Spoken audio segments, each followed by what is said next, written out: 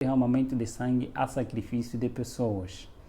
Então cria-se dois grupos, duas pessoas que têm o mesmo pacto, um defende outra ideologia e outro defende outra ideologia, e criando dissensão, cria-se a guerra.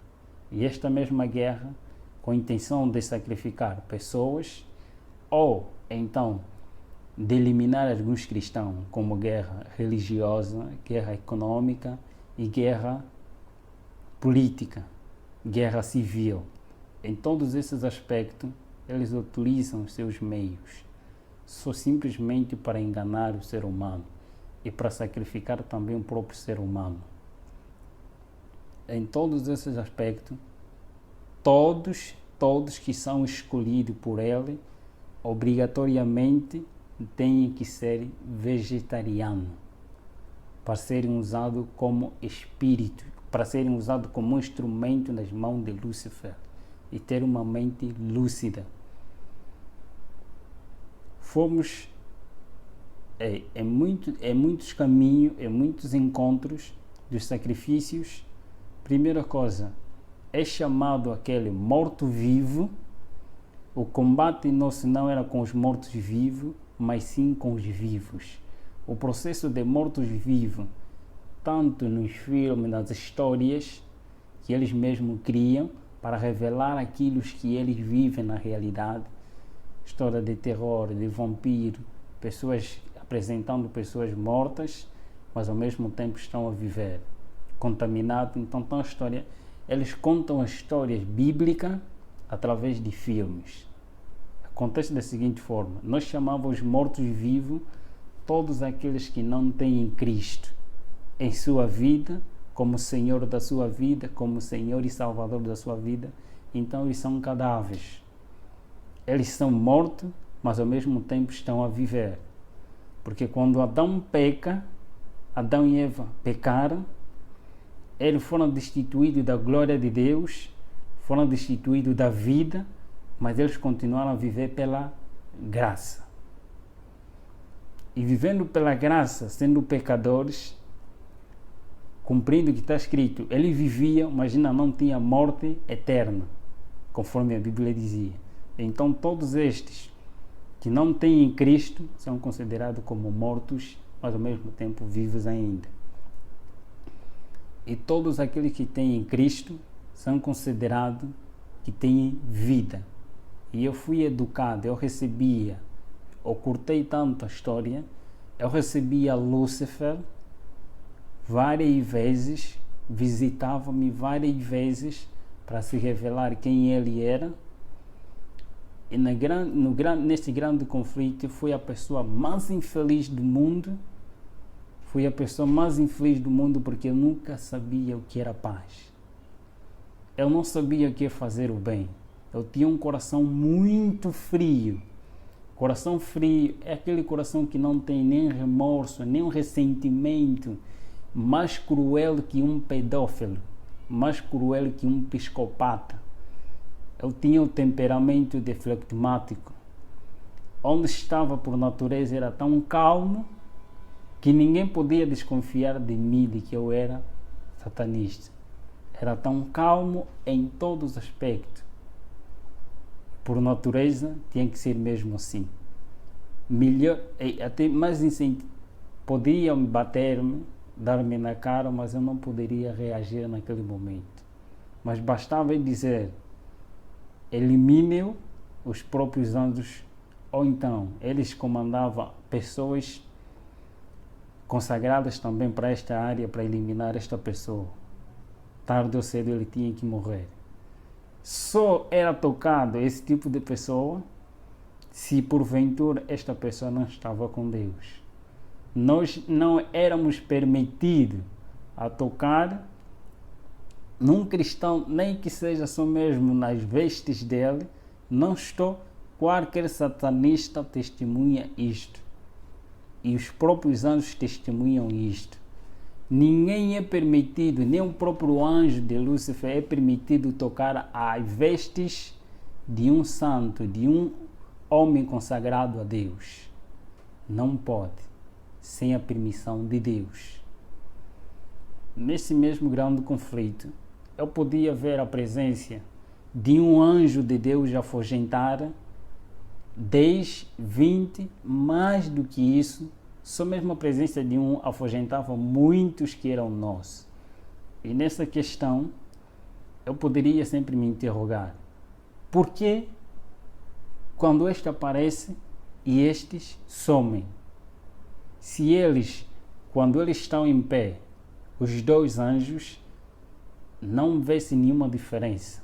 Se não tiveram a fazer nenhuma atividade, só mesmo em pé, não se vê nenhuma diferença entre anjo de Deus e anjos caídos. Todos têm a mesma luz, a mesma estatura. Não se vê nenhuma diferença. A diferença que se vê é através das suas atividades. Uns para o mal e outro para o bem do ser humano. E o campo de batalha entre o bem e o mal só consistia na mente humana, em ter o domínio da vontade humana. A mente humana. Todos os meios que Satanás utiliza é só para ter o domínio da mente humana. E sempre que eu via nesses aspectos, primeiro, o homem, nas suas escolhas, nesse conflito, não é questão de poder, conforme às vezes mostra-se nos filmes, não é realidade. O conflito só existe quando o ser humano, o homem, escolhe por sua própria livre, espontânea vontade ser de Deus, Deus age e diz: este é meu voluntariamente, porque ele decidiu me escolher. Então ele aparece para proteger este indivíduo. E por sua vez também, quando o homem por si mesmo escolhe ser não de Deus, mas desobedecer a Deus, os anjos aparecem e clamam que este é nosso por sua espontânea vontade. E as orações de intercessão têm a seguinte função. Quando um santo vai orando a favor de um ser humano, os anjos de Deus e os anjos do mal começam a cobrir esse ser humano, e por causa da oração de um ser humano semelhante de carne, começa a clamar a Deus. Então Deus aparece não pelo pedido deste indivíduo que está aqui, mas pelo pedido daquele que está ali, que tem a mesma semelhança, a mesma luta, aparece para acudir este homem.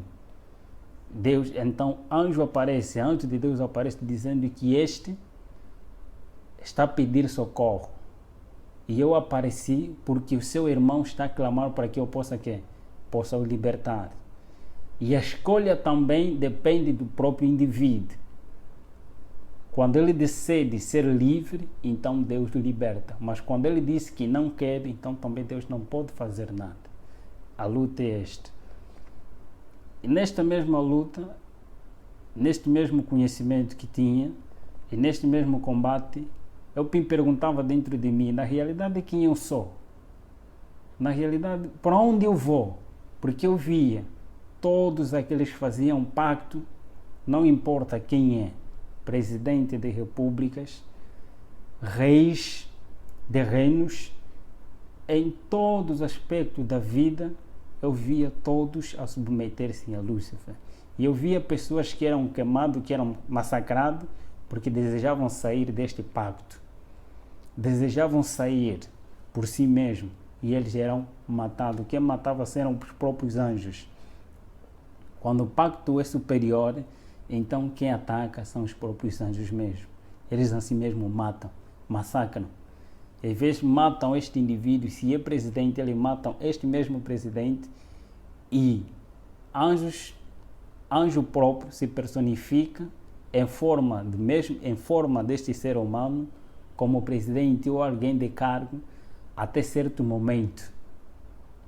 Este mesmo ser esse mesmo anjo se personifica para cuidar desta nação. Eles vão controlando, enquanto aquele já foi enterrado.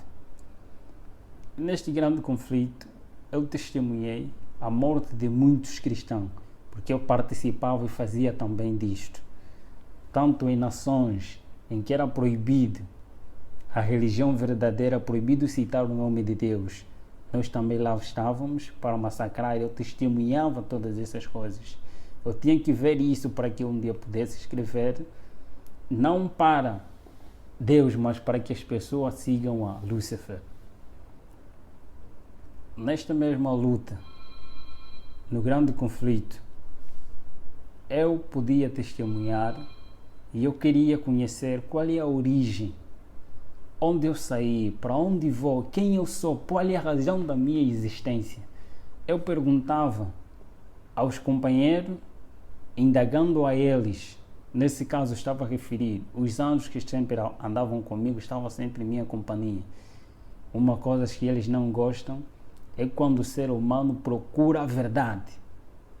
Eles não gostam, torna-se incômodo. Eu procurava saber qual é a realidade, a verdade existente. Quem é o príncipe do outro lado? Quem é aquele que tem um poder superior ao nosso soberano? Todos nós temos que submeter a ele. E nós temos que chamar sempre de soberano todos os títulos que os cristãos dão a Jesus. Então, os satanistas dão mesmo também esse mesmo título a Lúcifer, sem nenhum erro. Nesta mesma luta, eu procurava saber qual é a realidade. Em uma missão, numa missão para destruir, visitar um casal missionário que estava num dos bairros. Nessa de ir ao encontro deles, logo, só nos aproximávamos, este anjo, eu era levado assim da seguinte forma: em qualquer lugar onde quer que eu vá, basta se tivéssemos assim, era uma transfiguração, era levado, transportado pelos anjos.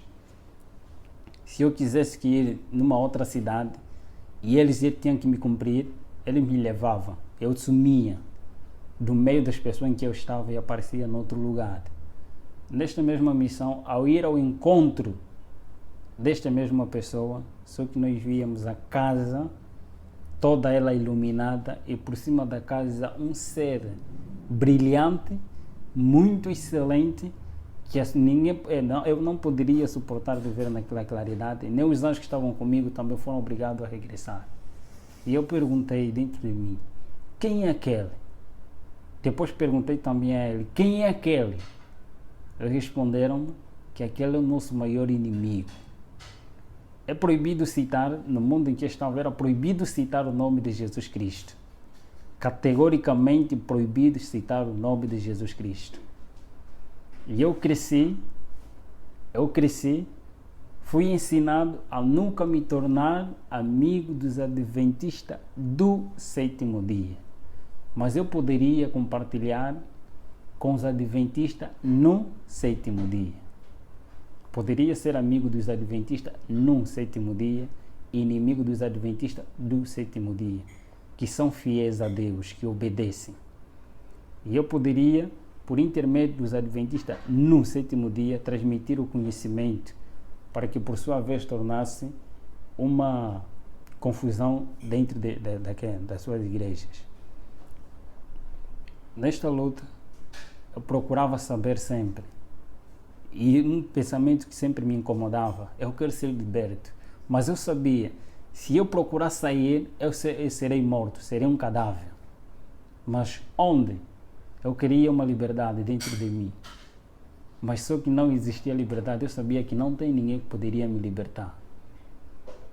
Então, neste mesmo ser, numa loja em que meu irmão estava lá a atender nessa altura,